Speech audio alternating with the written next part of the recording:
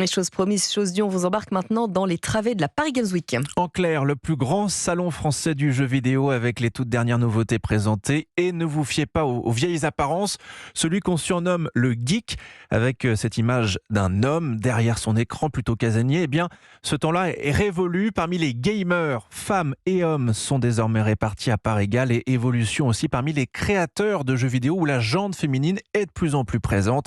24% des salariés sont désormais des femmes, selon le syndicat national du jeu vidéo, soit 10 points de mieux qu'il y a 10 ans. Une féminisation du secteur, certes, mais partielle. Reportage d'Inès Zegloul dans les allées de la Paris Games Week. Entre le stand d'arcade et celui d'Harry Potter, Léonie, 8 ans, a les yeux qui brillent, agrippée au bras de sa maman. Je joue avec mes frères à Mario. Tu aimerais, toi, créer des jeux vidéo ? Oui. Il y a plein de métiers qui peuvent se développer autour du jeu vidéo et qui doivent être plus accessibles pour les femmes. Un peu plus loin, Léna distribue les brochures de son école spécialisée dans le design de jeux vidéo. Autour d'elle, ses camarades, que des hommes. Pour une soixantaine d'élèves, on est 7 femmes. Une personne qui est dans l'industrie depuis bien plus longtemps que moi peut penser que vu que je suis une femme, je mérite peut-être moins de la place qu'un homme.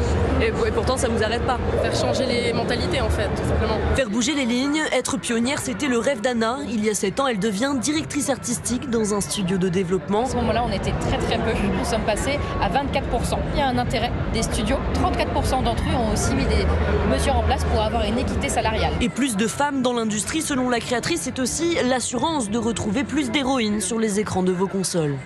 Le reportage d'Inès Zegloul pour Europe 1. Et James Rebourg, l'organisateur de la Paris Games Week, est sur Europe 1 d'ici quelques instants.